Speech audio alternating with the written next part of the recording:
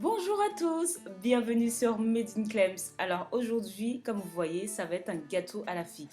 Je vous assure, c'est vraiment super simple et super bon. C'est vraiment la saison, donc je me lance dans un fruit que je ne connaissais pas vraiment à la base avec une génoise à l'amande. Donc c'est parti pour la recette. D'abord, il vous faudra donc des œufs que vous allez blanchir. Vous pouvez également prendre un autre sucre roux ou d'autres variétés de sucre.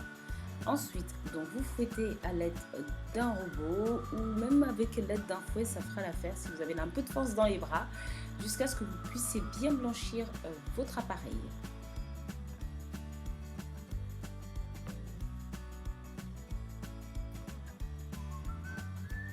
Ensuite, vous allez prendre les amandes. Alors ici, vous avez vu, c'est foncé, puisqu'en fait, je les ai fait broyer avec leur peau. Ça donne encore plus de goût et de caractère à la génoise. Et là, il y a vraiment beaucoup d'amandes, puisque ça fait office donc d'agrément avec l'amande, mais aussi de farine. Donc il n'y aura pas de farine dans cette génoise. Et vous allez voir, c'est super bon. Et du sucre vanillé. Alors ici, j'avais du sucre vanillé, mais vous pouvez bien évidemment utiliser d'autres façons d'utiliser le sucre vanille, c'est-à-dire du liquide ou même de la poudre de vanille. Au contraire. Ensuite, fouettez bien jusqu'à ce que la pâte soit bien homogène.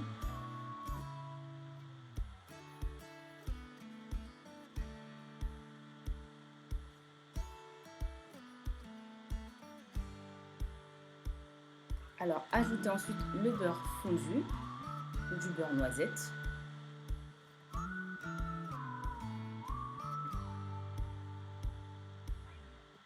Vous n'avez pas besoin de fouetter très longtemps. Quand la pâte est prête, alors là je rabats et enlève sur les côtés la pâte grâce à une maryse ou une cuillère en bois si vous le souhaitez. Et ensuite, on va tout simplement mettre cette pâte dans un moule. Alors, n'oubliez pas que cette recette est disponible sur le site madeinclems.fr. Vous avez toute la recette et toutes les mesures. Ensuite, prenez un moule beurré et fariné et mettez surtout un papier sulfurisé au fond afin de bien démouler le gâteau. Et versez-y la pâte dessus. Alors, mettez bien votre four en préchauffage à peu près à 180 degrés et ensuite vous n'avez plus qu'à enfourner.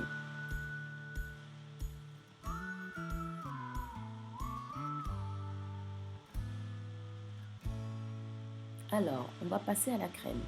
D'abord, mettez du beurre bien ramolli dans le bol et ensuite vous allez le crémer. Vous allez le fouetter jusqu'à ce que vous ayez une bonne texture crémeuse et que ça blanchisse un petit peu le beurre. Là, nous n'aurons plus cette couleur bien jaune, on sera plus autour du blanc.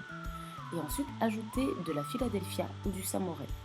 Moi, j'utilise plutôt la Philadelphia. Je n'ai jamais encore essayé Samouraï, mais en général, c'est une alternative. Ensuite, vous fouettez jusqu'à ce que vous ayez également une bonne texture crémeuse. Ajoutez ensuite du sucre glace. Et si vous craignez d'avoir des grumeaux, vous pouvez aussi mettre dans un tamis ou tout simplement le tamiser pour pouvoir avoir une texture bien fine et ne pas avoir du tout de grumeaux. Ça va, j'arrive à ne pas en avoir, j'en mets tout simplement au fur et à mesure. Je l'ajoute en 3 fois pour être sûr de ne pas avoir de grumeaux de sucre à l'intérieur de la crème. Ensuite, quand c'est fini, vous prenez une maryse et vous rabattez toute la crème pour être sûr que la texture est parfaite.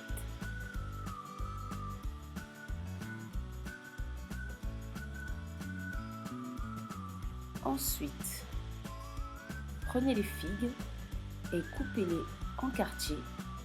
Vous pouvez en couper par 2 et d'autres par 4 en fonction de ce que vous voulez pour le fini du gâteau.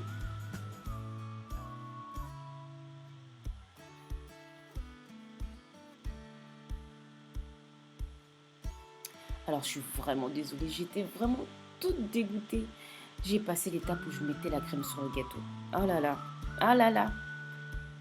Mais enfin, vous imaginez, hein, c'est poser tout simplement le gâteau et mettre la crème par-dessus, négligemment. Ça donne ce petit effet. Oh là là. Bon, Bah, je vous montre quand même comment j'ai mis les figues dessus. Je suis vraiment désolée. Je ferai mieux la prochaine fois, n'est-ce pas? Hein, on va essayer de voir le verre à moitié plein.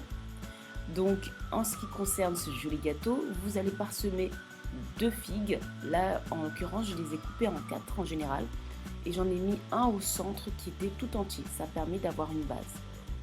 Et ensuite, pour finir le gâteau, j'ai parsemé de miel pour donner un fini un petit peu brillant sur les figues et aussi pour donner un petit goût sucré à ces figues qui sont déjà pas mal sucrées. C'est une option facultative, vous n'êtes pas obligé. Si vous n'aimez pas le miel, vous pouvez mettre un autre sucrant ou rien du tout, comme vous le souhaitez. Voilà, j'espère que cette recette vous a paru assez simple et qu'elle vous a convenu. Là, nous allons passer à l'étape du découpage du gâteau. Ce gâteau est hyper moelleux, même quand vous le passez au frais. Puisque vous avez vu, il n'y a pas de farine à l'intérieur, ce n'est que des fruits secs, donc des amandes. Et vous avez un moelleux et un fondant incroyable. Donc ce gâteau est juste une tuerie. Je vous invite vraiment à le tester et à vous régaler.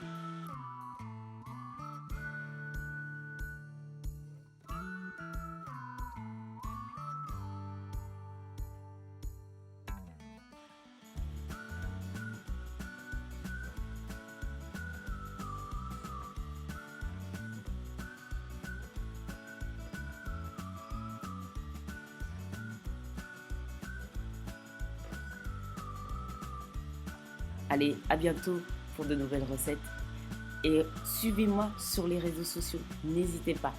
À bientôt.